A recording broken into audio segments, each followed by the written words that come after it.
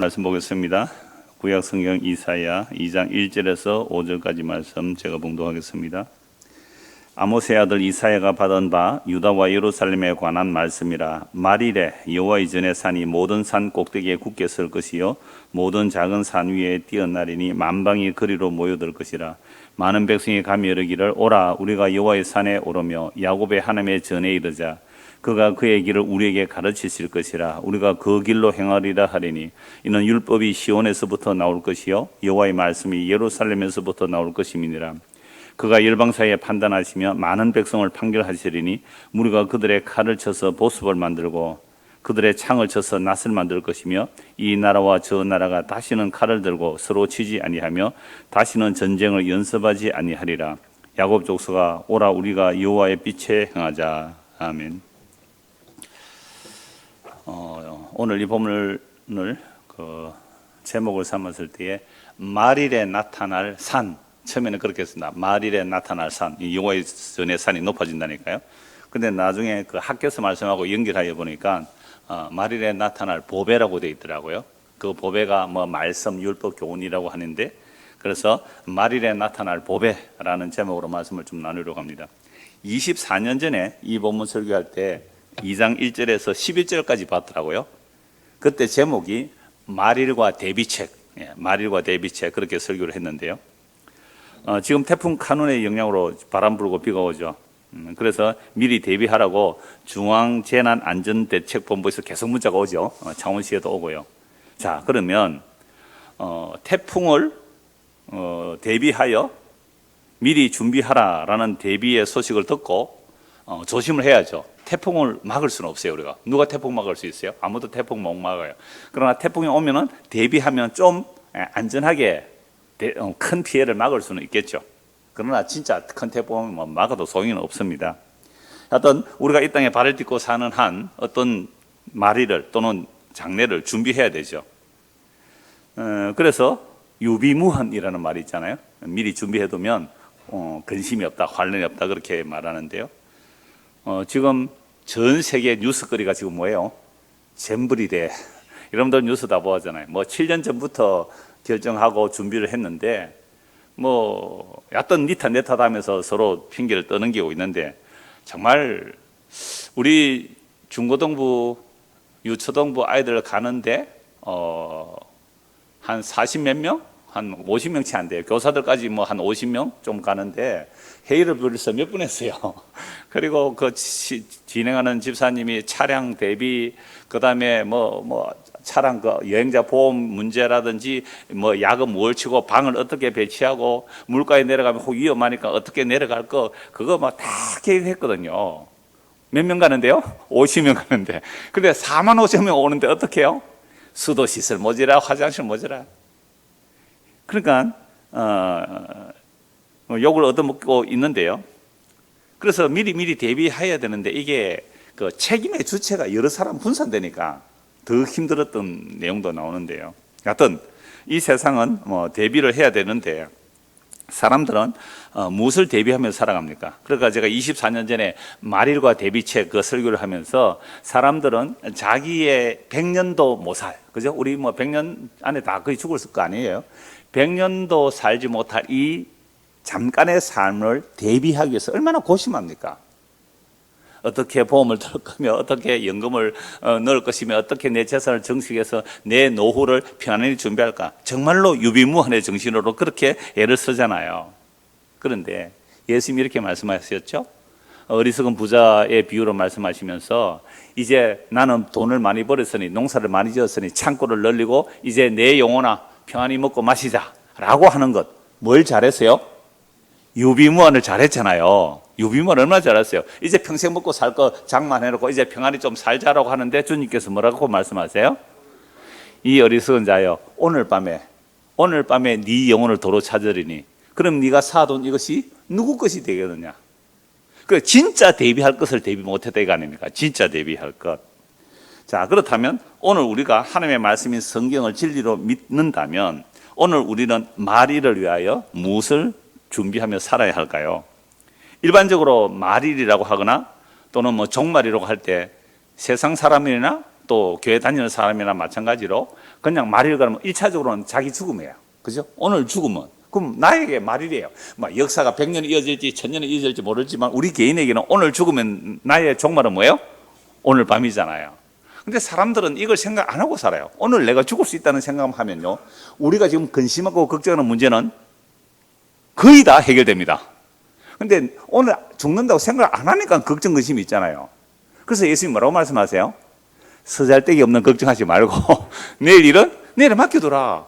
왜 일어나지도 않는 일을 가지고 근심하고 있느냐? 오늘 밤에 네 영혼 어떻게 될 거니? 라고 예수님 말씀하시잖아요. 아무리 성경이 그렇게 말해도 우리는 또 뭐하고 살아요? 내일을 근심하고 걱정하고 살아는 이게 죄인의 모습인데요. 그래서 세상 사람들도 종말을 얘기하긴 해요. 그래서 세상에 뭐 끔찍한 일이 일어나면 야, 이 세상 말세다 그렇게 말하고, 지금 환경 재앙이 굉장히 많이 일어나잖아요. 그 환경 재앙이 일어나니까 뭐 인간의 탐심, 인간의 욕심을 줄이자 이렇게 뭐 활동하는 사람도 있고 그래요. 자, 그런데 세상이 말하는 그 종말의 개념과 성경이 말하는 그 종말의 개념 전혀 달라요. 그래서 오늘 본문을 통하여 구약 성경이 말하는 말일의 뜻이 무엇인지 좀 성경적으로 살펴봐야 돼요. 구약에서 말일, 다음 주는 여호와의 날에 대해서 좀 살펴보려고 하는데요. 구약에서 말일 또는 여호와의 날이라고 할 때는요, 모든 구약에서 말일 또는 여호와의 날은 무슨 날이에요? 메시아가 오시는 날이에요. 구약 사람들이 그렇게 기다리고 메시아가 오는 날이란 말이죠. 메시아가 오면 그날이 말일이래요, 이들에게는. 메시아 오면 뭘 하기 때문에 말일일까요? 심판을 하거든요. 심판할 자 심판하고 구원할 자 구원하기 때문에 구약의 선지자들이 앞으로 메시아가 온다, 메시아가 오면 어떻게 심판하실 것이고 어떻게 구원하실 것을 선지자들 다 말을 해놓았단 말이에요. 그래서 구약을 하나님의 말씀으로 받은 이스라엘 백성들은 모두가 메시아를 기다렸습니다. 그렇게 기다렸는데 왜 진짜 메시아를 맞이하지 못했지요? 그 이유가 무엇일까요? 인간들이 이 성경을 문자대로 또는 자기 중심적인 메시아를 기다리기 때문에 이 메시아를 맞이하지 못했다는 것이죠. 그래서 오늘 본문 2장 1절에서 3절을 다시 보겠습니다. 아모스의 아들 이사야가 받은 바 유다와 예루살렘에 관한 말씀입니다. 1장에서도 그랬잖아요. 유다와 예루살렘에 관한 말씀이죠. 말일에 여호와의 전, 그러니까 여호와의 전에는 성전이라는 말이죠. 성전, 그건 성전이 있는 산을 시온산이라 그러지 않습니까?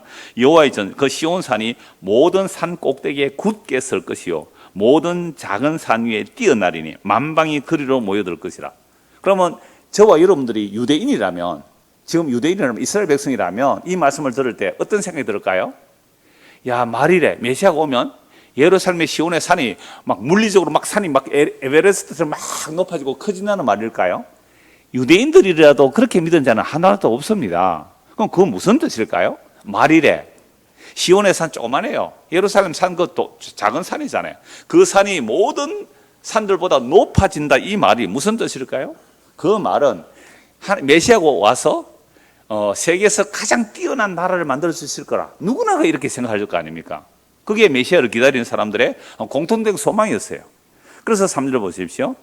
그 시온, 즉 여호와의 전, 성전이 있는 그 시온산이 높아질 때에 많은 백성들이 가죠. 많은 백성들이 가면서 뭐라고 말합니까? 오라, 우리가 여호와의 산에 오르며 야곱의 하나님의 전에 이르자. 그가 그의 길을 우리에게 가르치실 것이라. 우리가 그 길로 행하리라 하리니 이는 율법이 시온에서부터 나올 것이요 여호와의 말씀이 예루살렘에서부터 나올 것입니다. 여러분, 교회 좀 열심히 다니는 청년들은 청년 때 이거 복음성가 다 불렀는데요, 기억나세요? 오라, 우리가 여호와의 산에 오르자. 그렇게 복음성가 불렀어요, 권사님? 예. 그렇게 불렀단 말이에요. 그래서 그 예루살렘을 향하여 이제 노래를 불렀는데, 그러면 오늘 우리는 어디 가야 돼요? 예루살렘 가야죠. 지금 뭐 태풍이 불어도 비행기 타고 우리는 어디 가야 돼요? 예루살렘에 가야 될까요? 그 얘기를 할까요? 그러나 우리는 이방인이니까, 대한민국에 있으니까 이 말씀을 조금 더 성경의 뜻이 그럴까 보지만, 지금 예루살렘에 사는 사람들, 그죠? 유대인들은 이 말씀을 어떻게 생각할까요? 야, 예루살렘이 메시아가 오면 최고의 강한 나라가 될 것이다. 그렇게 강한 나라가 되면 모든 세상의 나라들이 보물을 들고 예루살렘으로 몰려올 거라, 이걸 기대하고 있어요. 그런데 예수는 기적을 베풀고 능력을 베풀고 메시아인 줄 알았는데 그런 일을 해요, 안 해요? 안 하니까 버려버리고 또 메시아를 기다리겠죠. 그래서 지금도 유대인들은 메시아를 기다리고 있지 않습니까? 그래서 지금 그 이슬람 사원이 되어 있는 그곳을 빼앗아서 거기서 제3성전을 짓고 또 메시아의 나라를 만들겠다. 그렇게 유대인들은 지금 준비하고 있고요. 또 이러한 신학적 흐름이 미국을 중심으로 세대주의 신학이 한국까지 굉장히 많이 들어왔어요. 그래서 많은 사람들이 이 세대주의 그 신학의 영향을 받아서 그래서 제3성전과 또 다른 어떤 나라, 그래서 뭐 천년왕국 얘기를 그렇게 하고 있거든요. 그런데 사도행전 15장에서 우리가 이미 익히 알고 있다시피 사도들의 회의, 유대인이나 이방이나 뭐로 구원한다고요? 주 예수의 은혜로 구원을 해요. 회개하고 예수 믿음으로 구원받는 새로운 예수의 피로 값주고 산 자들이 성전이고 하나님의 거처가 되는 것이지 왜 그런 건물을 또 말하느냐 이 말이죠. 이게 문자적으로 유대주의 사상으로 보면 이런 말씀이 메시아가 오셔서 야, 이 날이 이럴 거야. 그러면 이 날이 오면 어떻게 될까? 그렇게 기다리고 있는 것이죠. 그래서 구약에서 메시아 오시는 그 날을 유대인들이 기다리고 있지만 끊임없이 이들은 자기 중심적인 메시아니즘을 가지고 있는 거죠. 그런데 뭐 이사야 선지자가 예언했고 또 예레미야 선지자 예언한 대로 유다가 결국 망해요. 여호와의 말씀을 안 들어요. 예루살렘 사람들이 여호와의 말씀을 안 들어요. 선지자의 말 안 들어요. 그래서 나라가 망해서 바벨론 포로 잡혀갔습니다. 포로 잡혀갔지만 하나님의 약속대로 또 돌아오잖아요. 우리가 이사야 1장에서 보았잖아요. 여호와께서 조금 남겨두지 않았다면 뭐가 되었을 거라고요? 소돔과 고모라 되어야 마땅한데 조금 남겨주어서 남은 자들이 돌아오는 거잖아요. 돌아와서 예루살렘에 돌아와서 이제 성전을 재건하고 한단 말이죠. 그러면서 뭘 기다립니까? 다시 오실 메시아를 또 기다리는 거죠. 그러니까 메시아를 기다리면 그 메시아의 나라에 누가 들어갈까? 야, 율법을 잘 지켜야 되겠다 해서 열심히 율법 지키자는 운동이 무슨 운동이에요? 바리새인 운동입니다. 그래서 이 바리새인들이 율법을 그렇게 철두철미하게 지키면서 메시아를 기다리는데 정말 오신 메시아를 그들이 배척하거든요. 그러니까 이들은 메시아의 나라를 어떻게 기다린 거예요? 야, 메시아가 오면 예루살렘의 산이 모든 산에 높아지리라. 그러면 온 세계의 보물들이 다 예루살렘에 오리라. 문자대로 보면 이사야 선지자 굉장히 이런 말씀 많이 나와요. 뭐 학교 서가라서의 말씀들도 이런 말씀들이 많이 나오거든요. 우리가 유대인이라면 그렇게 보는 게 오히려 자연스러워요. 자, 그런데 문제는 4절 한번 보십시오. 그가 메시아가 오시는 날이죠. 열방 사이에 판단하시며 많은 백성을 판결하시리니 무리가 그들의 칼을 쳐서 보습을 만들고 그들의 창을 쳐서 낫을 만들 것이며 이 나라와 저 나라가 다시는 칼을 들고 서로 치지 아니하며 다시는 전쟁을 연습하지 아니하리라. 아니, 메시아가 오면 어떤 나라가 되기를 이 유대인들은, 육적 유대인들은 원했을까요?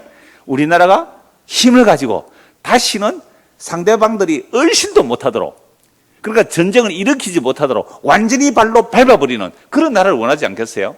그런 평화의 나라. 그러니까 강력한 힘이 평화를 지킨다. 이게 오늘날 이 세상이 통하는 말 아니에요? 강력한 힘이 평화를 지킨다. 저 북한이 왜 저렇게 핵무기에 목숨을 걸고 있어요? 전 세계에 북한이 핵무기 가지고 있다고 하지만 뭐 IAEA입니까? 그 세계 원자력 기구에서 이 나라는 핵폭탄 보유국이라는 선언을 받기를 원해요. 그러면 핵폭탄을 공식적으로 가지고 있다는 선언을 받으면 다른 나라가 뭘 못해요? 건드리지 못해요. 미국도 함부로 못 건드리거든요. 그러니까 목숨을 걸고 지금 핵무기를 만들고 있거든요. 그런데 진짜로 메시아가 오시면 우리 이스라엘, 이 예루살렘, 유다가 어떤 산보다 더 높은 산이 된다는 것은 물리적인 산이 높아짐이 아니잖아요. 부국강병이에요. 어떤 나라도 우리나라를 건드리지 못한 강력한 나라, 강력한 군대, 강력한 무기가 있을 거야. 그래서 1948년 저 이스라엘이 그 로비를 해서 팔레스타인 땅 차지갔을 때 뭐 7일 전쟁, 야, 우리 어려서 그거 되게 많이 들었어요. 7일 전쟁. 그 거대한 민족을 7일 만에 이스라엘 이겨냈다고 막. 하나님, 아니, 이스라엘 믿는 그 하나님하고 우리가 믿는 하나님하고 같아요. 아니, 이스라엘 사람들이 말하는 그 힘의 하나님, 그 메시아니즘, 그들이 말하는 메시아, 그들의 말하는 하나님 사상 때문에 진짜 하나님을 죽여버렸는데요. 그들이 말하는 하나님과 우리가 말하는 하나님이 같아요. 같다고 해요, 많은 사람들이. 예수님께서 그렇게 말씀하셨잖아요. 너희들이 기다리는 그 하나님, 너희들이 그런 그 메시아 사상은 마귀가 준 사상이에요. 이러니 어떻게 예수를 안 죽일 수 있느냐 말이에요. 그래서 이런 성경을, 구약을 보든 신약을 보든 성경 전체를 가지고 메시아가 오셔서 무슨 일을 하셨는지, 그리고 그가 어떻게 죽임을 당했는지, 그가 세우는 나라가 어떤 나라인지 전체를 보지 않으면 오늘 우리 대한민국도 꼭 유대인들이 한 거짓을 하는 거예요. 우리를 건드리는 자들은 다 박살내버리겠다. 어디로 모여라? 광화문으로 모여라. 태극기를 들고 모여라. 성조기를 들고 모여라. 심지어 뭐까지 들고요? 다윗의 깃발까지 들고 모여라. 이게요, 유대인들이 가지고 있는 메시아니즘이에요. 이게 신천지가 가지고 있는 메시아니즘이에요. 그 신천지 사람들이 뭐라 그런지 아세요? 봐라, 한국 교회, 한기총에 속한 교회들 온갖 비리 스캔들 다 일어나고 교인들이 막 줄어들지 않느냐. 그러나 코로나 때라도 우리 신천지는 이렇게 막 사람들이 몰려든다. 그러니 이 힘을 봐라, 이 숫자를 봐라. 그러니까 하나님의 나라가 새하늘과 새 땅이 여기에 이루어지지 않았느냐 해서 신천지에 들어와라. 이제는 아예 막 공개적으로 단체복 입고 돌아다니면서 시위를 하고요. 시위를. 힘을 가졌다는 거예요. 힘을 가졌다는 거예요. 그 사상이나 메시아 오면 적들을 다 물리치고 우리나라가 세계 최고의 나라가 될 거야. 다른 나라는 우리에게 꼼짝 못할 거야. 그런 나라를 원한다면 이건 잘못된 메시아니즘, 육적 메시아니즘을 생각하는 거예요. 학개서 한번 보십시오.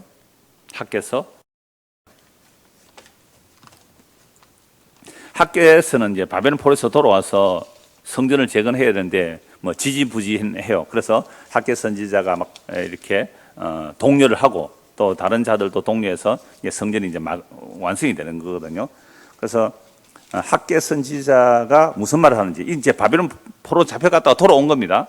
바벨론 포로 잡혀갔다가 돌아왔을 때에 무슨 말씀을 하는지 한번 보십시오. 학개 2장 6절에서 9절입니다. 만군의 여호와가 이같이 말하노라. 조금 있으면 내가 하늘과 땅과 바다와 육지를 진동시킬 것이요 또한 모든 나라를 진동시킬 것이며 모든 나라의 보배가 이르리니 내가 이 성전의 영광이 충만하게 하리라. 만군의 여호와의 말이니라. 은도 내 것이요 금도 내 것이라. 만군의 여호와의 말이니라. 이 성전의 나중 영광이 이전 영광보다 크리라. 만군의 여호와의 말이니라. 내가 이곳에 평강을 주리라. 만군의 여호와의 말이라. 여러분, 예레미야 선지자나 이사야 선지자가 예루살렘과 유다에 대해서 경고했는데 하나님 말씀 들어요, 안 들어요? 안 듣죠. 그래서 어떻게 돼요? 예루살렘 파괴돼요.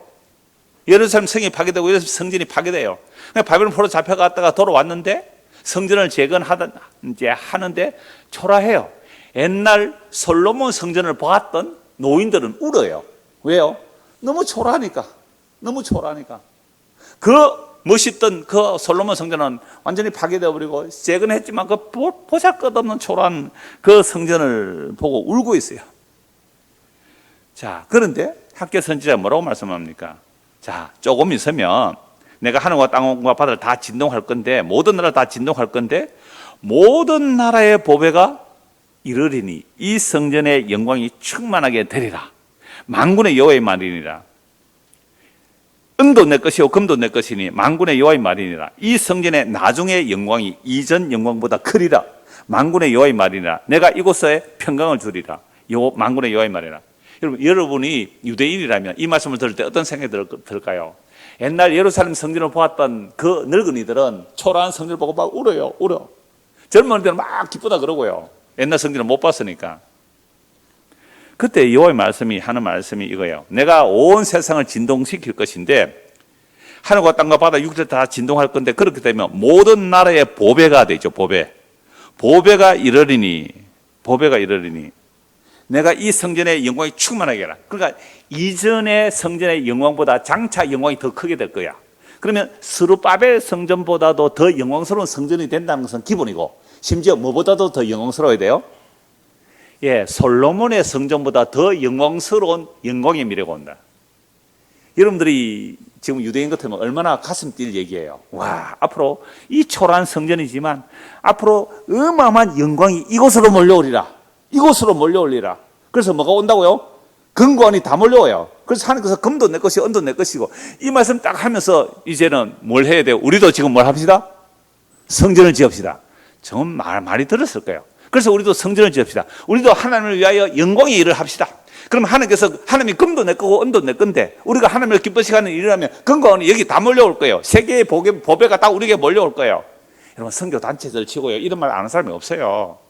우리가 하나님을 잘하면 하나님께서 금과 은을 막 몰아주고 보배가 모여서 우리가 더 큰 일을 할 거예요. 막 그런단 말이에요. 과연 그럴까요? 여기서 보배라는 각주를 보시면요, 보배라는 각주를 보면 뭐라고 되어 있어요? 사모하는 것이잖아요. 그러면 지금 이 성전보다 더 나은 성전이 나올 텐데, 그 성전으로 사람들이 사모함이 온다. 사모함. 그러니까 이 보배라는 히브리 단어를 찾아보면요, 사모한다, 아낀다, 은총을 입은 자란 말이죠. 그러니까 은총을 입은 자. 그래서 사모하는 자들은 어디로 온다고요? 예루살렘으로 온다 이거잖아요. 그런데 그럼 우리도 예루살렘에 가야 되는 거예요. 이걸 성경 전체를 통해 살펴봐야 되는 거예요. 예루살렘으로 가자. 거기서 뭐가 나온다고요? 여호와의 율법이 나온다. 그 율법이라는 단어가 토라인데요. 그 율법을 밑에는 교훈이라 그래요. 그 율법 토라가 예루살렘에 나온다. 이 얘기가 무슨 이야기인지 신약까지 연결해서 살펴봐야 되는 겁니다. 그 이스라엘 백성들은요, 끊임없이 산당에 가서 제사 지냈잖아요. 그리고요, 좀 높고 보암직한 그런 곳에는 언제나 산당을 차리고 제사 지나고 그러잖아요. 온갖 우상숭배를 하지요. 그러니까 이런 세상에서 이 유대인들은 앞으로 이전에 이 성전의 영광이 나중에 영광이 더 클 것 하니까 끊임이 없는 힘, 권세 이런 걸 말하는 거잖아요. 여러분, 세상의 수많은 종교도 자신들의 힘을 과시하려고 무슨 짓을 합니까? 크고 높은 신전을 지어요. 그럼 베드로 대성당 한번 보셨어요? 가보셨어요? 어마어마합니다. 그거 지으려고 뭐 했어요? 면제부 팔았잖아요. 지금 관광상품대가 얼마나 돈을 많이 벌어요, 그런 곳에. 그리고 교회들마다 절마다 성당마다 그냥 건물 높이 짓기 시합을 하는 것 같아요. 왜요? 우리의 신이 이렇게 힘이 세다. 세상의 보물들이 우리에게 모여든다. 막 그런 거 아니에요. 제가 우리 교회 코로나 걸린 분이 계셔서 오지도 못해서 누가 호박을 줬어요. 호박을 몇 개 줬어요. 그 호박을 들고 집사람하고 반찬으로 해 드시라고 밖에도 못 나오니까 신방 가면서 진해 한 두 곳에 애호박 2개씩 이렇게 갖다 드리고 왔어요, 지난주에.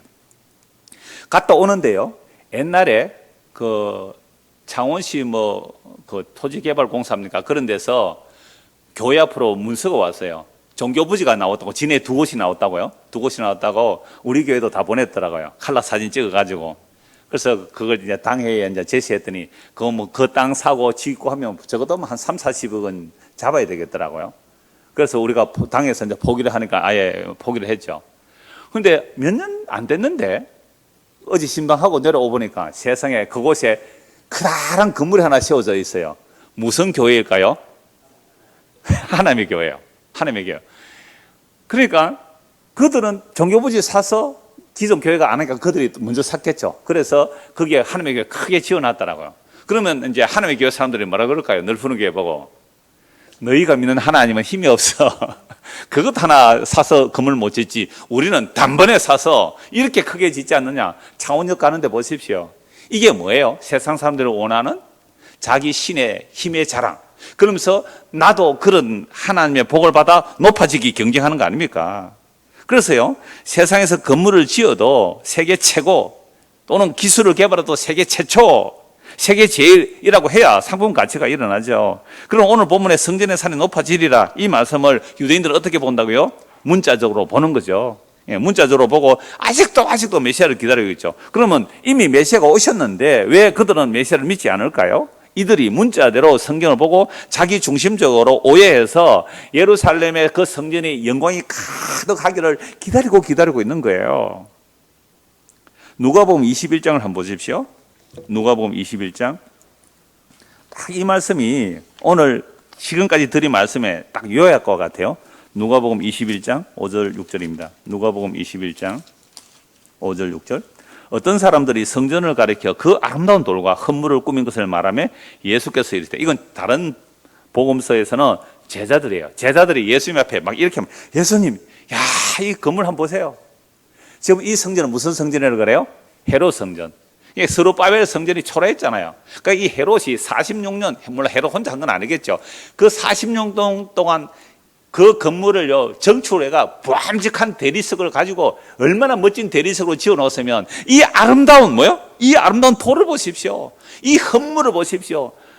헤롯 왕이 돈을 많이 내가 얼마나 부함직하게 꾸며놨을까요? 이 헌물을 한번 보십시오. 이 기둥을 한번 보십시오. 이 건물을 보십시오. 막 자랑하는 거예요. 그러니까 아까 학교에서 말씀 보았잖아요. 이전의 영광이 언제 가요?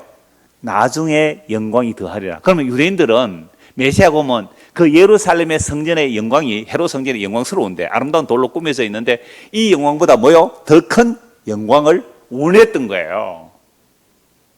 우리가 유대인이라면 학개서를 이사야를 읽었습니다. 그렇다면 헤롯 성전을 볼 때 이 헤롯 성전보다 더 크고 아름다운 성전을 원할까요? 안 원할까요? 더 원하죠. 그래서 우리가 만약에 그 진해에 있는 종교부지를 사서 하나님의 교회만큼 건물을 지었다 합시다. 거기 우리 갔어요. 그러면 그걸로 만족합니까, 여러분들? 꿈과 비전이 적군요. 더 크고 영광스러운 걸 원하게 돼 있단 말이야. 더 크고 영광스러운 거. 헤롯 성전 멋있었어요. 그러니까 제자들이 예수님 보세요. 얼마나 아름다운 돌이에요. 이 건물로 꾸민 거 보세요. 라고 하는데 예수님 뭐라고 말씀하세요? 이르시되 너희 보는 이것들이 날이 이르면 말이라 말일. 돌 하나도 돌 위에 남지 않고 다 무너뜨려지리라. 그들이 물으되 선생님 언제 이런 일이 일어나겠으면 이런 일이 일어나를 할 때 무슨 징조가 있냐. 이거 자꾸 종말 직전으로 보는데 재림 직전으로 보는데 아니에요. 예루살렘 성전이 무너지는 것은요, 예수님께서 십자가에 못 박힐 때 성소와 지성소 사이 휘장이 찢어질 때 그때 성전은 무너졌어요. AD 70년에 무너지는 건물 성전은 뭐예요? 창고가 무너진 거예요. 자꾸만 거기 제사로 가니까 하나님께서 로마 장군 티투스를 통해 그거 무너뜨려 버린 거예요. 돌 위에 돌 하나 남기지 않고 다 무너뜨려 버린 거예요. 그럼 예루살렘 성벽 남은 거는요, 그 기념하려고 좀 남겨놓은 거예요. 다 무너진단 말이에요. 예수께서 이 말씀을 하신 거예요. 그래서 십자가로 다이로 딸 때 성전 휘장이 찢어짐으로 건물 성전은 끝나버렸습니다. AD 70년이 아니에요. 성전 무너진 것은 언제라고요? 십자가로 성전 휘장이 찢어짐으로 건물은 끝난 거예요. 그 건물은 그냥 창고예요, 창고. 그래서 예수님께서 그 성전 건물, 무너진 건물을 자랑하며 더 큰 영광을 바라보는 그들을 향하여 우신다고요. 이건 원고에는 제가 없는데요. 조금 전에 찾아서 본 말씀인데, 누가복음 19장 한번 보십시오. 누가복음 19장 41절입니다. 누가복음 19장 41절. 가까이 오사, 예수께서 예루살렘을 향하여 가시죠. 예루살렘 성 입성하실 때요, 가까이 오사 성을 보시고 뭐 하셨다고요? 우셨어요. 왜요? 지금 이사야 선지자가 예루살렘과 유다에 대해서 예언하고 있는데 그 영광이라는 것을 지금 오해하고 있으니까 예수께서 우신다고요. 예루살렘 성을 보시고 우심히 이르시되 너도 오늘 평화에 관한 일을 알았더라면 좋을 뻔하였거니와 지금 네 눈에 숨겨졌도다. 날이 이럴지라 네 원수들이 토둔을 쌓고 너를 둘러 사면으로 가두고 또 너와 및 그 가운데 있는 내 자식들을 땅에 메어치며 돌 하나도 돌 위에 남기지 아니하리니 이는 네가 보살핌 받는 날을 알지 못하리라 하시니라. 보살핌 받는 날, 지금 예수의 말을 안 듣는다 이 말입니다. 그 보살핌, 그 심판의 날을 알지 못한다. 이사야 선지자 말 안 들었기 때문에 예루살렘 망하잖아요. 성전 파괴되잖아요. 예레미야 선지자 말 안 들었기 때문에 예루살렘 성전이 파괴된다고요. 그러니까 구약의 그 선지자들이 그렇게 말씀을 했지만 오히려 선지자를 핍박하고 죽인 자들이 지금 예수님마저 죽여버리는 이유가 뭘까요? 아니, 메시아가 왔다면 말이래, 종말에 메시아가 왔다면 이 예루살렘의 산이 가장 높아져야 되고 가장 아름다워야 되고 모든 세상의 보배들이 어디로 몰려와야 돼요? 예루살렘으로 몰려와야 되잖아요. 예루살렘 몰려와야 되잖아요. 그 어느 선교단체에서는 부의 이동을 얘기하더라고요. 우리가 이렇게 하나님의 복음을 바로 전하면 모든 부는 어느 단체로 온다? 우리 단체로 온다. 아, 저 그 얘기 들어보고, 아유, 그럼 선교단체만 그런 거 아니에요. 금도 내 것이요, 은도 내 것이라. 우리가 하나님의 성전을 지어 하나님을 영광롭게 하면 모든 세상의 보물들이 다 어디로 온다? 우리 교회로 온다. 그래서 성전 지어가지고 부도난 게 한두 개가 아닙니다, 지금. 그러니까 성경을 이렇게 문자대로 보고 있는 그 잘못된 메시아니즘 사상이나 오늘 이 땅에 교회를 다닌다는 우리의 잘못된 이 성경의 메시아니즘 사상이나 뭐가 다를 바 있냐? 이게 신천지랑 뭐가 다를? 하나님의 영광을 우상으로 바꿔버린 거예요. 바울 사도가 로마서 1장에 그 책망은 하나님의 영광을, 썩어지지 아니할 하나님의 영광을 사람의 모양과 사람의 온갖 짐승들의 우상으로 바꿔버린 거예요. 그러므로 말일에 나타난 보배가 진짜 보배가 뭘까요? 진짜 보배. 자, 오늘 보면 4절 5절 다시 한번 보겠습니다. 이사야 2장 4절 5절입니다. 그가 열방 사이에 판단하시며 많은 백성을 판결하시니, 그러니까 예수님께서 지금 예루살렘에 와서 판결하러 오신 거예요. 보살핌을 받는 때를 알지 못한다 그랬잖아요. 조금 전에 누가복음 19장에서 예수님께서 지금 예루살렘을 지금 보살피러 오신 거예요. 심판하러 온 거예요.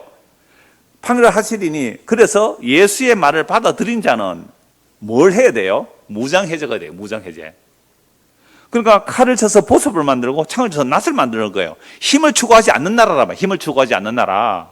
무장이 해제되는 거예요. 그래서 이 나라와 저 나라가 다시는 칼을 들고 서로 치지 아니하면 다시는 전쟁을 연습하지 아니하리라. 그러므로 야곱 족속아 오라 우리가 여호와의 빛에 행하자. 이 말씀은 4절과 연결할 수도 있고 다음 주 볼 말씀과 연결할 수 있어서 이번에도 보고 다음 주도 보겠습니다만은, 야곱 족속아 오라 우리가 여호와의 빛에 행하자. 여호와의 말씀에 우리를 비춰보면 지금 예루살렘을 향하여 보배가 몰려올 것이다. 예루살렘의 그 말일에 시온산이 높아지려는 그 영광이 세상이 말하는 힘의 영광이 아니라는 것을 알게 된다는 거죠. 누가 오시면? 빛이신 메시아가 오셔서 우리를 비춰주시면, 그러면 진짜 빛이 무엇인지를 알게 돼요. 진짜 보배가 무엇인지 알게 돼요. 완전히 역전이 일어나야 됩니다. 우리가 생각했던 보배가 아니라는 것을 알게 되죠. 우리가 수치스럽다고 했던 것, 보배가 아니라고 했는데 그게 진짜 보배가 되는 거예요. 여러분, 예수를 믿는다는 것은요, 사람이 안 바뀌죠. 사람이 어떻게 바뀌어요? 라고 말하는데 아니요. 예수를 믿으면요, 사람의 180도 바뀝니다. 안 바뀌면 가짜예요.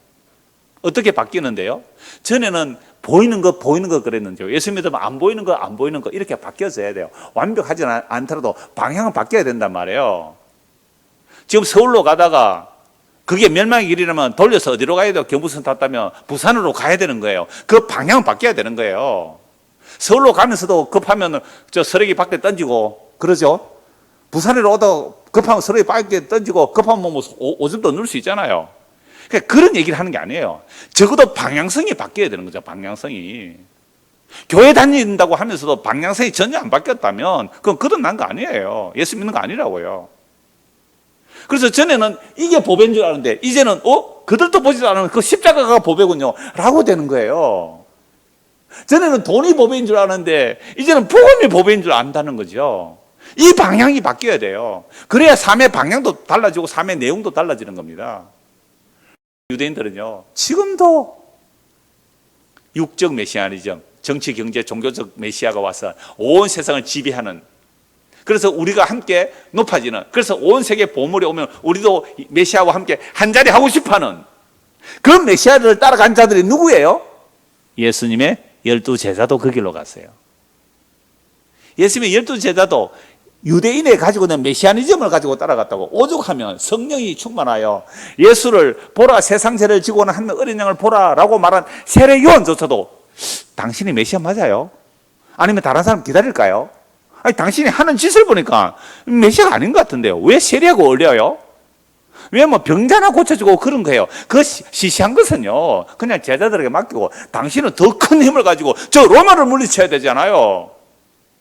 그리고 이 종교를 회복해서, 이 유대 종교를 회복해서 세상에 빛난 나라가 되어야 되지 않습니까? 보배로운 나라가 되지 않습니까? 라고 누가요? 세례 요한조차도 실족할 뻔했어요. 그때 예수님 뭐라고 말씀하세요? 나로 인하여 실족하지 않는 자가 복이 있다. 나 때문에 걸려 넘어지지 않으면 복이 있다. 그러면 세례 요한조차도 성령이 임하여 예수님을 지금 세례 요한조차도 걸려 넘어진다면 나머지야 닐러 무삼하리요. 말이 뭐 하겠어요? 말이 뭐 하겠어요? 근데 어느 날 대한민국이라는 이미 십자가로 완성된 복음, 신약 성경이 다 기록됐고, 그리고 이렇게 복음이 선거되고 이 땅 대한민국에서도 아직도 여전히 썩어질 보배를 진짜 보배로 이기고 달려간다면 예수 안 믿는 거죠.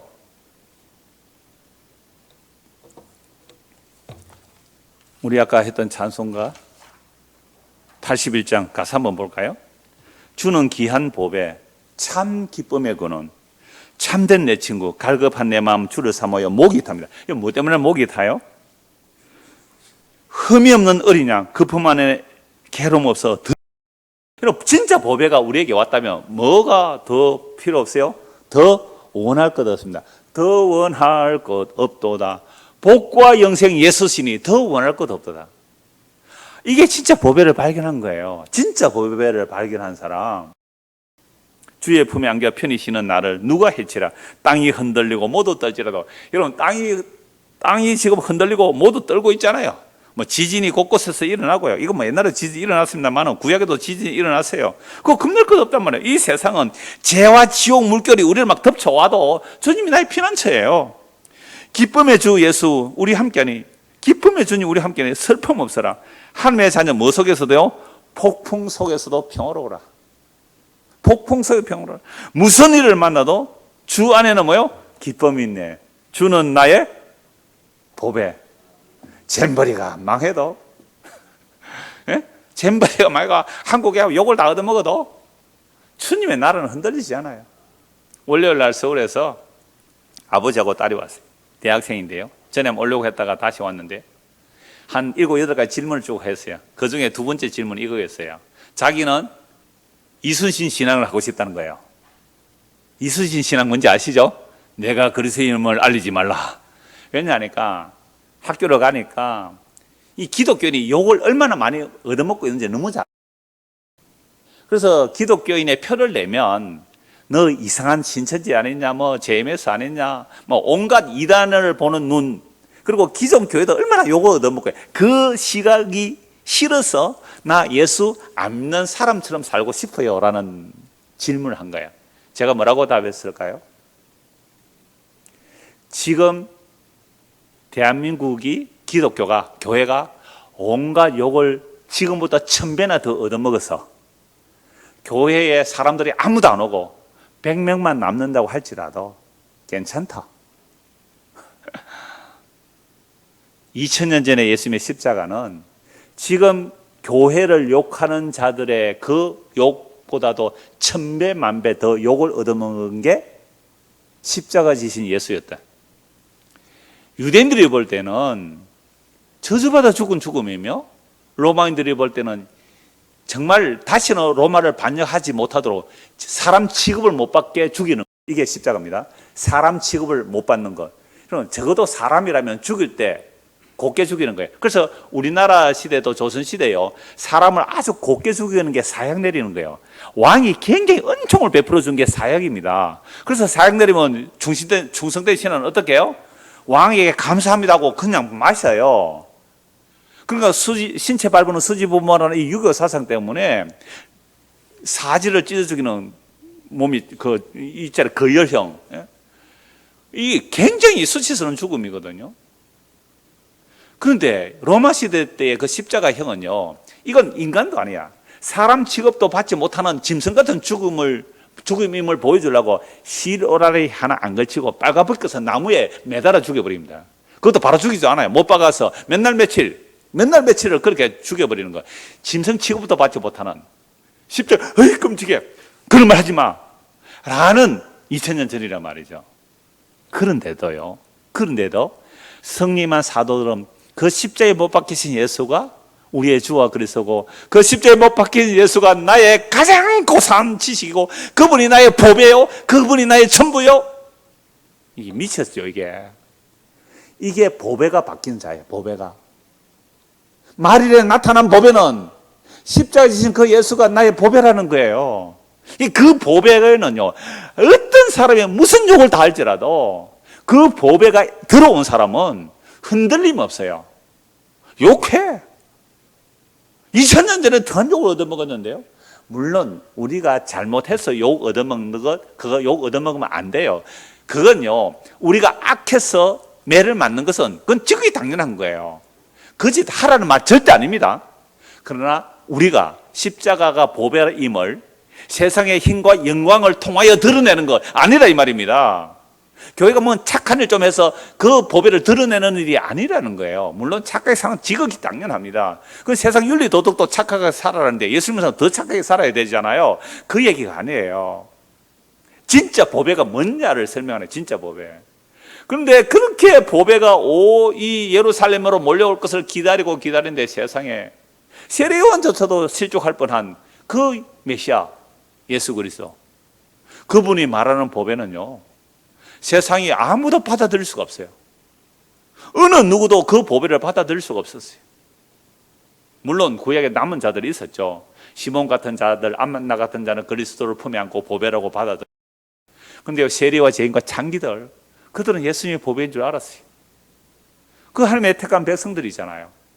그러나 지가 잘났다고 바리새인 서기관 제사장들, 이들의 보배는 십자가 지는 예수가 보배가 아니었어요. 십자가 지는 보배가 아니었어요.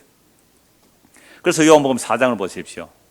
구원이 지금 이사야서 2장 3절의 말씀, 율법이 시온에서 나온다. 이 율법은 토라라 그랬어요. 그리고 이걸 말씀이 교훈이, 심지어 이 율법이라는 것은 구원이 유대인에서 나온다 라고 예루살렘에서 나온다 그러니까 요 말씀을 예수님께서 그대로 하는 장면이 요한복음 4장입니다. 요한복음 4장을 보십시오.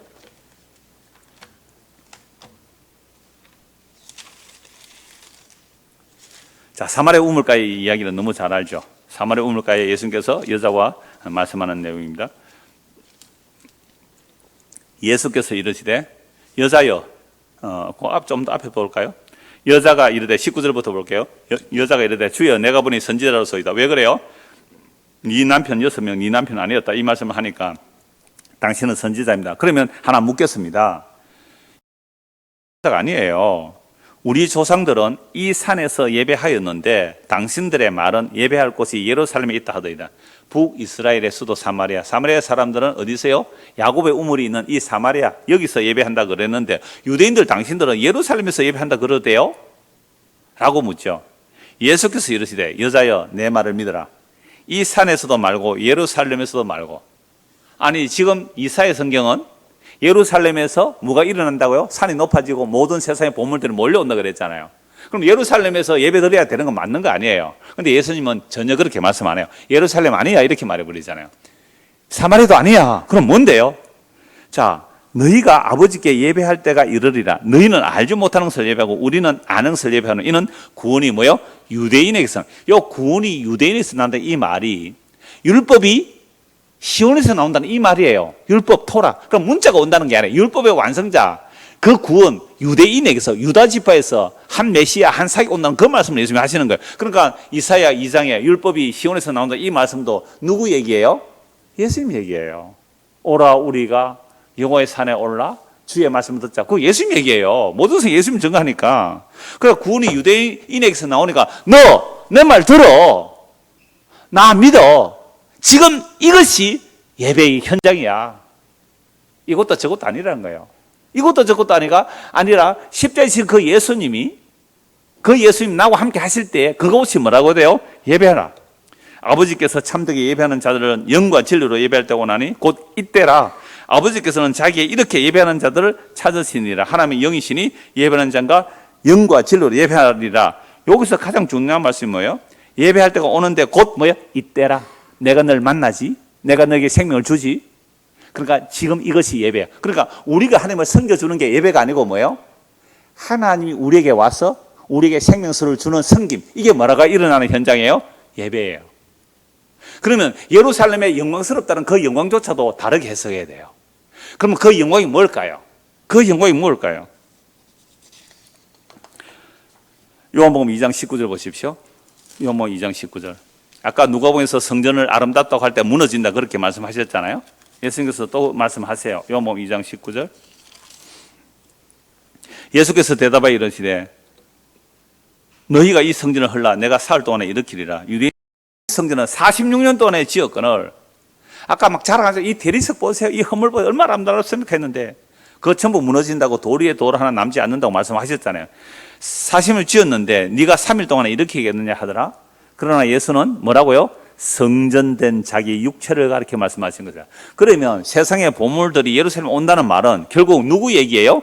예수님의 보배라는 거예요. 그러나 예수는 성전된 자기 육체를 가리켜 말씀하신 것이라 죽은 자 가운데서 살아나신 후에야 제자들이 이 말씀하신 것을 기억하고 성경과 예수께서 하신 말씀을 믿었더라. 그러면 사람들이 이제 예루살렘으로 몰려가야 됩니까? 그 말이 아니잖아요. 예루살렘으로 몰려가는 것이 아니라 오히려 예루살렘에서 완성된 그 복음, 그 보물, 그 사모하는 것, 그 은총 입은 자들이 예루살렘으로 몰려가는 것이 아니라 예루살렘에서 오히려 유대와 사마리아 땅끝까지 오고 있는 거예요. 이게 아까 제가 거꾸로 얘기했잖아요. 세상의 보배가, 우리가 생각하는 보배가 쓰레기가 되고 옛날 쓰레기 같은 것이 보배가 되는 이 바뀜. 썩을 것을 바라봤는데 썩지 않을 것을 바라보는 이 바뀜이라고 그랬잖아요. 그러니까 우리는 그동안 내가 하는 게 정성을 바치는 게 예배인 줄 알았는데 세상에 하나님이 사람이 되셔서 사마리아 우물가에 그 여인에게 찾아오셔서 생수를 주는 그 현장이 뭐가 된다고요? 예배잖아요. 그러면 진정한 예배는 뭐예요? 내가 드리는 거예요. 그 예배 드리러 오신 예수님을 받아들이는 게 예배예요. 예수님을 내 마음에 받아들이는 게 진짜 예배예요. 그게 예배라고 그랬잖아요. 그러면 우리가 예루살렘으로 가야 주의 말씀을 듣는 거예요? 아니에요. 역전이에요. 예루살렘에서 십자로 다 완성하신 그 예수님이 부활하시고 나서 또 부활 전에 또 말씀하셨잖아요. 내가 가야 성령을 보낸다고. 그래서 부활하신 후에 예수님께서 제자들에게 내가 떠나가면 성령을 보낼 거다. 성령은 어떻게 된다고요? 복음이 예루살렘에서 유다와 사마리아와 땅까지 이르러 증거될 거야. 그럼 예루살렘에서 일어난 그 사건이란 말이죠. 만국이 예루살렘을 바라보고 사모했는데 만국이 사모하는 그 보배, 그 사모하는 것이 예수님의 십자가더라는 거죠. 그 복음을 성령이 임한 사도들이 알고는 예루살렘에서 너무 좋았어요. 하루에 3,000명, 5,000명 회개하고 죽게로 돌아가 얼마나 좋았어요. 안 흩어지니까. 스데반 집사의 순교로 인하여 핍박이 일어나니까 사람들이 어떻게 해요? 예루살렘에서 유대로 사마리아로 땅끝까지 흩어졌어요. 흩어지면서 무엇을 들고 갑니까? 흩어지면서 보배. 무슨 보배? 너희가 십자가에 죽인 예수를 하나님이 다시 살리시고 주와 그리스도가 되게 하셨다는 그 진짜 보배를 들고 가더란 말이죠. 어디로? 유다로 사마리아로 땅끝까지. 그러니까 우리가 예루살렘에 가서 예배하는 게 아니라 예루살렘에서 완성된 그 보배가 오늘 우리에게 오는 이야기예요. 고린도후서 4장 보시죠. 고린도후서 4장. 이 복음을요, 이 보배를 세상은 알 수 없어요.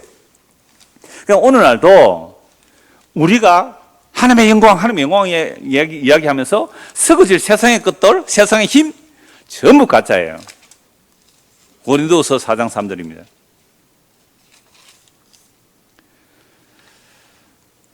만일 우리의 복음이 가리었으면, 조금 전에 제가 아주 요약해서 말씀드렸어요. 예루살렘에 나타날 그 사모하는 하나님의 은총을 입은 자들이 사모하는 그 보배가 뭐라고요? 예수 그리스도라고 그랬잖아요. 그런데 어떤 예수예요? 십자가에 못 박히신 예수. 너희가 십자가에 못 박혀 죽인 그 예수가 진짜 보배라고 핍박을 통하여 예루살렘에서 유다와 사마리아 막 흩어지고 있잖아요. 그 복음을 전하러 바울 사도가 이방인에게 너무 많이 말씀드렸잖아요. 이 바울이 예수 믿는 사람 잡아 죽이다가 예수님 만나고서 복음을 이방인에게 전하죠. 그래서 하는 말이 이겁니다. 우리의 복음이 가려졌으면 망하는 자들에게 가려진 것이라. 그 중에 이 세상의 신이 믿지 아니하는 자들의 마음을 혼미하게 하여 그리스도의 영광의 복음의 광채. 자, 예루살렘의 성전이 어떻게 된다고요? 영광스러워진다. 건물이에요? 예수님에게요? 예수님이죠. 이 성전 헐라 내가 3일 만에 이렇게 했다. 그러니까 예수님이 영광스러운 성전이에요. 예수님이 영광스러운 성전인데, 그런데 눈에 보이기는 뭐예요? 십자가에 죽은 저주받은 모습이잖아요. 부활성천에서 성령 임했어요. 성령 임한 사도들이 가는 모습도 예수님의 모습과 방불해요. 얼마나 매맞고 얻어 터지고 고생하고 죽고 그렇게 가는 거예요. 모든 사도들이 누가 그들이 전하는 복음을 영광스러운 복음이라고 누가 믿고 따라가겠느냐 말이에요. 이 세상의 신이 눈을 가리고 있으니까, 마음을 가리고 있으니까 진짜 영광된 보배, 십자가로 다 이루던 예수님의 영광된 복음의 광채가 비치지 않는 거예요. 이 세상 신이 딱 가리고 있습니다. 그래서 영광의 복음의 광채 비치지 못하게 함이니 그리스도는 하나님의 형상이라. 우리는 우리를 전파하는 것이 아니라 오직 그리스도 예수의 주 되신 것과 또 예수를 위하여 우리가 너희의 종된 것을 전파함이라. 어두운 데에 빛이 빛이라 말씀하셨던 그 하나님께서 예수 그리스도의 얼굴에 있는 하나님의 영광을 아는 빛을 우리 마음에 비추어 주셨느니라. 천지를 창조하신 하나님께서요, 천지를 창조하신 하나님께서 빛이 있으라 라고 하실 때 캄캄한 어둠 가운데 빛이 있으라 하셨던 그 창조의 방식으로 우리는 썩어질 보배가 진짜 보배인 줄 알았고 없어질 영광이 진짜 영광을 알고 있는 우리들에게 빛이 있으라 하는 그 주님의 창조의 능력으로 예수 그리스도 안에 감춰져 있는 영원한 영광의 복음의 빛을 알도록 비춰주신 거예요. 그래서 복음을 듣고 예수를 믿고 나니까 전의 영광은 썩어질 것이고 십자가의 저주가 영원한 영광의 빛으로 보여져야 됩니다. 이게 예수 믿고 바뀐 거예요. 이게 거듭난 거예요. 이렇게 거듭난 자는 성령께서 반드시 땅의 것을 생각하지 않고 위의 것을 찾도록, 없어질 것을 찾지 않고 영원한 것을 찾도록 이끌어 가세요. 말씀과 성령이 그렇게 이끌어 간단 말이에요. 그래서 이 변화, 이 바뀜이 된 자들은 이렇게 말합니다. 7절 보십시오. 7절.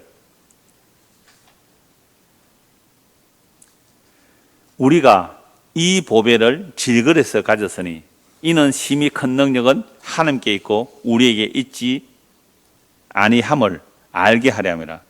뭐가 보배예요? 영광의 복음 예수 그리스도. 그 예수 그리스도, 그 영광의 복음, 그 예수 그리스도가 우리의 뭐가 된다고요? 영광이잖아요. 그러면 구약의 이사야나 학개나 수많은 선지자 예언한 그 예루살렘의 성전이 말일에 보배가 된다, 영광스럽게 된다는 게 누구 얘기예요? 예수님 얘기잖아요. 그럼 그 예수님이 우리의 영광이에요. 우리의 영원한 빛이에요. 그래서 그 보배를 별 볼 일 없는 이 질그릇에 담겼잖아요. 그러니까 우리 질그릇이 귀한 게 아니잖아요. 질그릇이 귀한 게 아니라 뭐가 귀한가요? 우리 안에 계신 보배가 귀해서 우리를 구원하시는 거예요. 그래서 구약의 성경에 이 서신살 것 없이 엄청난 말씀들이 많은데요. 제가 한 곳만 말씀을 보고 마무리할게요. 이 보배가 뭔지를 한 곳만 보고 말씀 마무리하겠습니다. 베드로전서 1장을 한번 보겠습니다. 베드로전서 1장 18절입니다. 베드로전서 1장 18절. 보배를 말하고 있습니다. 베드로가 왜 십자가에서 도망갔을까요? 예수님은 뭐로 안 보였어요? 보배로 안 보였기 때문에, 실패로 봤기 때문에 도망갔어요. 예수님께서 부활하시고 베드로를 찾아오시고 부활 성천하셔서 성령을 부어주셨어요. 성령이 임하고 나니까 이제 무엇이 보배인 줄 알았어요. 무엇이 보배인 줄 알았어요. 베드로전서 1장 18절입니다. 너희가 알거니와 너희 조상이 물려준 헛된 행실에서 대속함을 받은 것은 은이나 금같이 없어질 아니요. 이제 세상의 금과 은으로 안 된다 이 얘기를 하는 거잖아요. 무엇으로 우리가 하나님의 자녀가 되었고 믿음의 결국 영혼의 구원을 받게 되었는가라고 할 때에 19절입니다. 오직 흠없고 점없는 어린 양 같은 그리스도 보배로운 피. 그럼 성전의 영광, 학교에서 말한 만국의 보배가 예루살렘에 올리라는 그 보배는 누구를 얘기하는 거죠? 예수 그리스도잖아요. 그 사모하는 자, 그 보배라는 단어가 사모하는 은총을 입은 자들이에요. 그래서 하나님의 은총을 입어서 그 보배를 사모하는 자들은 진짜 보배 누구를 보는 거예요? 예수를 보는 거예요. 이걸 됐어요. 나의 귀한 보배. 아까 찬송했잖아요. 나의 보배 예수 그리스도라고. 중학교 3학년도 회심하고 나서 나의 보배, 나의 보물 그렇게 고백하더라고요. 누가 나의 보배입니까? 에이 무슨 예수, 그 십자가에 죽은 그 예수가 무슨 보배라고, 재수없다 저리 가 라는 이야기를 들은 게 사도들이랑 복음의 내용이거든요. 저 전염병이다 전염병. 보배는 그냥 전염병이다 그랬잖아요. 아니 진짜 보배를 전하는데, 진짜 보배 십자가의 복음을 전하는데 이게 전염병이라고 막으라고 사도행전에서 말씀 나오잖아요. 이 세상은요 이 복음을 받아들일 수 없는 거예요. 주께서 창조의 능력으로 우리의 어두운 이 캄캄한 어둠을 찢으시고 시간과 공간을 뚫고 우리 안으로 오셔서 복음을 심어주지 않으면 이 복이 뭔지를 몰라. 이 복음이 뭔지 몰라요. 그래서 19절 오직 흠없고 점은 어린 양 같은 그리스도의 보배로운 피로 된 것이라. 그는 언제부터요? 창세 전부터 미리 알림 바 되시니라. 이 말세에 너희를 왜 나타났어요? 이 말세가 언제예요? 십자가로 다 이뤘다는 게 말세예요. 이 말세에 진짜 보배가 나타났네요. 그 보배가 무엇이라고요? 하나님의 아들 예수 그리스도의 십자가의 죽음과 부활과 성천이에요. 그리고 그분이 우리 안에 성령으로 보정이 되어 있잖아요. 그럼 내 안에 뭘 가지고 있어요? 보배. 제가 그런 예 자주 말씀드렸잖아요. 전에 복권 선전하는 김창원인가 그 가수가 회사 가서 구박을 받아들여요. 그런데 막 웃어요. 기뻐가지고. 왜요? 복권 1등 당첨됐거든요. 안 알려줘. 제가 욕을 얻었는데 왜 기뻐하지? 복권 하나 당첨돼도 그렇게 기뻐요. 마누라한테도 안 알려줘. 자기 혼자 가지고 있단 말이에요. 그러나 진짜 진짜 보배 예수 그리스도를 가졌다고요? 폭풍이 일어나도 세상이 흔들려도 내가 죽어도 내가 망해도 이 나라가 망해도 그 기쁨 없어지지 않는 거잖아요. 진짜 보배의 능력입니다. 진짜의 보배의 능력. 그러니까 오늘 우리의 삶 속에서 내 안에 진짜 보배가 있는지 없는지 점검하시고 있다면 기뻐하시면 되고 없으면 회개하고 예수 믿어야 됩니다. 진짜 보배인 예수를 믿어야 돼요. 오직 흠없고 정없는 어린 양 같은 보배로운 피로 된 것이니 그는 창세전부터 미리 알린 바 대신이나 언제 나타나 이 말세에 언제요? 2000년 전에 십자가로 나타났단 말이에요. 너희를 위하여 되었으니 너희는 그를 죽은 자 가운데서 살리시고 영광을 주신 하나님을 그리스도로 말미암아, 내가 믿어요. 그리스도로 인하여 믿어요. 그리스도 말미암아 믿는 자니 너희 믿음과 소망이 하나님께 있게 하셨느니라. 너희가 진리를 순종함으로 너희 영혼을 깨끗하게 하여 거짓이 없이 형제를 사랑하기에 이르렀으니 마음으로 뜨겁게 서로 사랑하라. 너희가 거듭난 것은 썩어질 시로 된 것이 아니요 금과 은과 인간의 노력으로 된 것이 아니요 썩지 아니할 시로 된 것이니 살아있고 항상 있는 하나님의 말씀으로 되었느니라. 오라 우리가 여호와의 산에 오르자. 거기서 뭐가 온다고요? 율법이 나온다고요. 여호와의 말씀과 가르침과 교훈이 온다고요. 그 율법의 완성, 그 교훈의 완성, 그분이 누구예요? 예수 그리스도. 그분이 우리의 구원이 되고 우리의 영광이 되고 우리의 보배가 된다고요. 그래서 하나님의 은총을 입은 자들이, 하나님의 은총을 입은 자들이 그걸 사모해요. 그래서 예루살렘으로 가는 것이 아니라 십자가로 다했던 예수 그리스도를 나의 보배로 삼고 살아가는 자들, 이게 썩지도 않고 시하지도 아니할 그 영광의 나라를 받은 자들의 모습이죠. 그러므로 모든 육체는 풀과 같고 그 모든 영혼은 풀의 꽃과 같으니 60대 되면 알고요, 70대 되면 더 잘 알고요, 80대 되면 더 잘 알아요. 우리의 육체는 풀과 같고 그 모든 영혼은 풀의 꽃과 같으니 풀은 마르고 꽃은 떨어지지만 오직 주의 말씀은 세세토록 있도다 하였으니 너에게 복음이 곧 이 말씀이라. 이 복음이 썩어지지 않고 망하지 않을 영원한 보배가 됩니다. 그래서 베드로전서 2장을 보면요, 사람에게는 버림받았어요. 모퉁이 돌. 왜요? 사람들은 예수가 보배가 아니에요. 재수 없다고 버려버렸어요. 근데 그게 진짜 보배예요. 이게요, 이사야 28장의 말씀이에요. 그래서 예수를 버린 자들은 걸려 넘어지는 돌에 걸려 넘어진 거예요. 그 이사야 18장의 말씀이에요. 그래서 나중에 이사야 14장, 이사야 18장, 이사야 28장 나올 때요, 이 다 또 신약의 말씀들이에요. 그래서 구약의 선지자가 그리스도의 영에 의하여 장차 오실 진짜 보배인 예수 그리스도, 그분을 증거했어요. 특히 이사야 53장. 그가 상함은 우리의 죄악 때문이고 그가 찔림 우리의 허물 때문이라. 그가 채찍에 맞음으로 우리가 나음을 입었고 그가 상함으로 우리를 고쳐주셨어요. 예수 그리스도, 그분이 진짜 우리의 보배가 됨을 성령을 통하여 믿게 되면 우리의 가치가 바뀌어져야 되죠. 그래서 십자가로 나타나는 그 하나님의 사랑이 진짜 우리의 보배를 믿고, 그리하여 세상에 어떤 폭풍이 일어나고 땅이 흔들려 요동하여 바다에 빠진다 할지라도 두려워하지 않는 진짜 보배를 가진 믿음의 사람으로 살아가는 우리 모두가 되기를 소원합니다. 기도하겠습니다. 하나님 아버지, 이미 세상의 헛된 보배들은 무시적으로 다 멸망하였다고 요한계시록에서는 분명히 말씀합니다. 헛된 보물, 헛된 영광, 썩어질 것 찾다가 함께 멸망하는 길로 가는 것이 아니라 이미 그리스도 안에서 창세 안에 택한 자들에게 진짜 보배, 예수 그리스도, 그 십자가로 다 이뤘다는 참된 보배를 우리 안에 넣어주시고 품게 하시고 믿게 하시는 삼위 하나님의 놀라운 은혜를 감사하며 이 땅에서 참된 보배를 가진 자로 이 보배를 맛보고 누리며 전하며 살아가는 성도가 되도록 은혜를 베풀어 주옵소서. 예수 그리스도를 받들어 기도드리옵나이다. 아멘.